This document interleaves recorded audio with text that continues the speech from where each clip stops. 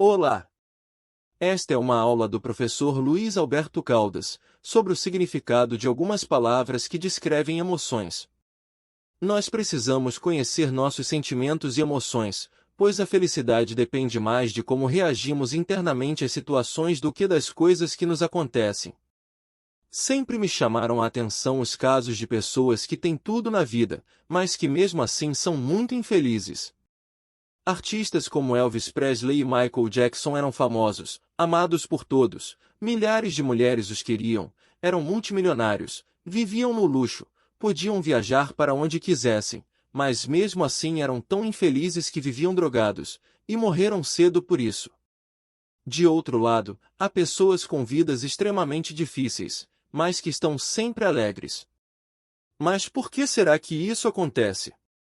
Isso é assim porque algumas pessoas conhecem mais a si mesmas e por isso são mais felizes, enquanto outras conhecem pouco a si mesmas e se tornam infelizes, mesmo que tudo dê certo para elas.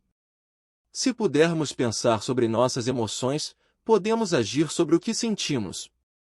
Mas só poderemos pensar sobre isso, se primeiro pudermos dizer para nós mesmos exatamente o que estamos sentindo.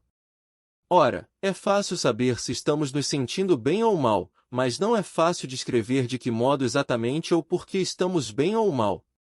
E isso faz toda a diferença. Será que sentimos angústia ou ansiedade? Raiva ou ódio? Orgulho ou vaidade? Inveja ou ciúme? Vontade ou desejo? Sem conhecer o significado exato de palavras como essas e muitas outras, nossa capacidade de pensar sobre o que nos torna felizes ou infelizes fica muito limitada. Por isso, ao longo do curso vou mostrar o significado de muitas dessas palavras. Mas primeiro precisamos aprender a diferença entre emoção e sentimento. As emoções surgem quando um determinado fato, real ou imaginário, nos afeta de modo integral, com reações tanto na alma quanto no corpo. Elas são sempre mais intensas que sentimentos, mas têm curta duração. Os sentimentos, por sua vez, são menos intensos, mas muito mais duradouros e não são acompanhados de manifestações corporais tão intensas quanto as das emoções. Por isso, é muito mais fácil esconder sentimentos do que esconder emoções. Para que vocês entendam perfeitamente a diferença, vou dar exemplos. A raiva é uma emoção. Ela toma conta de nossa mente, leva-nos a um intenso desejo de fazer mal a outra pessoa, agredi-la física ou verbalmente, ao mesmo tempo em que se reflete em nosso corpo, aumentando batimentos cardíacos, deixando o rosto avermelhado, fazendo-nos tremer. Mas passa rapidamente. Podemos sentir muita raiva numa hora, e minutos depois estarmos perfeitamente tranquilos. Há uma história japonesa que ilustra isso muito bem. Um guerreiro samurai procurou um monge para perguntar-lhe qual era a diferença entre o céu e o inferno. O monge respondeu à pergunta com desprezo dizendo: "Não vou falar com um bronco como você." Ofendido, o samurai desembainhou sua espada e gritou: "Eu poderia matar você." Mas o monge calmamente respondeu: "Isto é um inferno." Então, surpreso ao perceber a lição que recebeu, o samurai embainhou novamente a espada, fez uma reverência e agradeceu. Então o monge respondeu: "Isto é o céu." A raiva passa rapidamente, ocorre durante a situação que nos afeta, em geral, na presença da pessoa ou objeto que nos causou algum mal. Já o ódio é um sentimento, não uma raiva muito intensa como algumas pessoas pensam. O ódio também envolve o desejo de prejudicar alguém ou alguma coisa, mas não surge como uma reação repentina, ele é longamente cultivado pelos nossos próprios pensamentos. Ao contrário do que acontece com a raiva, os pensamentos que cultivam o ódio na maioria das vezes se manifestam fora da situação que nos afetou, na ausência da pessoa odiada. Por isso podemos mais facilmente controlar o ódio do que a raiva, podemos escolher se cultivamos ou não aqueles pensamentos. Como eu disse, é difícil evitar sentir alguma raiva quando algo desagradável ocorre, quando pisam no nosso calo.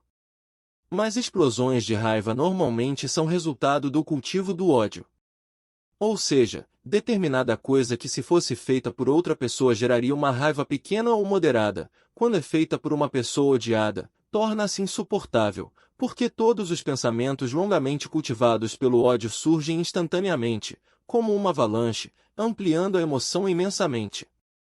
Por isso, o meio de evitar explosões de raiva não é tentar controlar a raiva, é controlar o ódio. Especialmente porque muitas dessas explosões de raiva são reações histéricas. A histeria gera reações desproporcionais. De fato, existem ódios que são justificáveis, como o ódio por alguém que está assassinando pessoas ou o ódio da vítima contra seu torturador. Mas o problema é que na maioria das vezes o ódio é apenas fruto do exagero.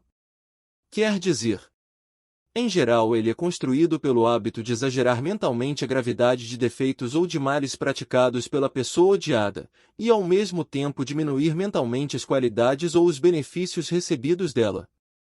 É por isso que pessoas podem odiar a própria mãe ou pai, por exemplo.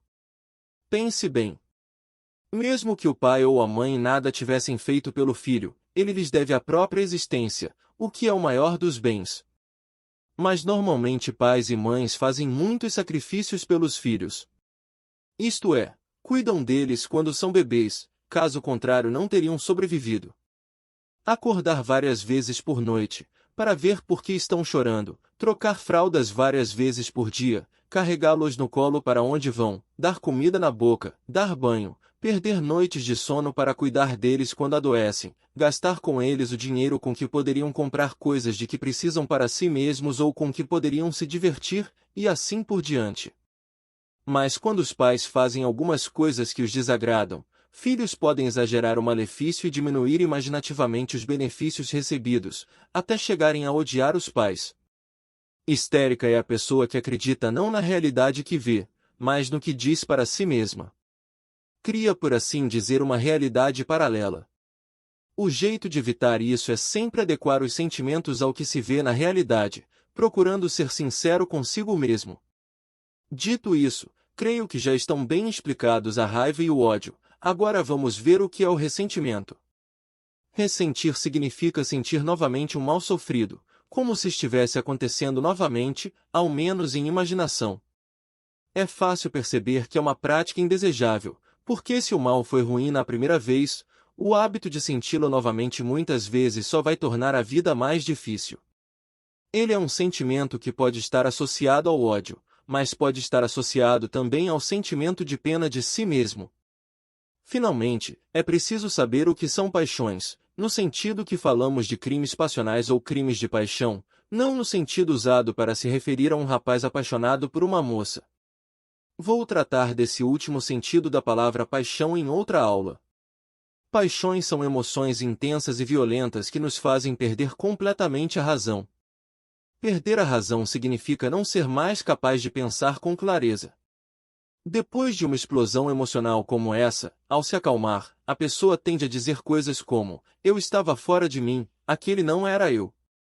Isso é perder a razão. Então, a palavra para o que eu vinha chamando de explosão de raiva é ira. Ira é a paixão correspondente ao extremo da raiva. Já o uso apropriado da palavra fúria subentende que a ira de uma pessoa foi despertada para fazer a justiça. Na mitologia grega, Fúria era o nome das deusas que puniam os crimes dos homens, que realizavam a justiça divina. Então é isso. Aqui termina esta aula. Procurem estudar cada palavra que aprendemos aqui e fixar bem o seu significado. Um jeito de fazer isso é ensinar para outras pessoas o que descobriram nesta aula. Hoje aprendemos o sentido próprio das seguintes palavras: emoção, sentimento, raiva, ódio, histeria, ressentimento, paixão, ira e fúria. Um abraço. E até a próxima.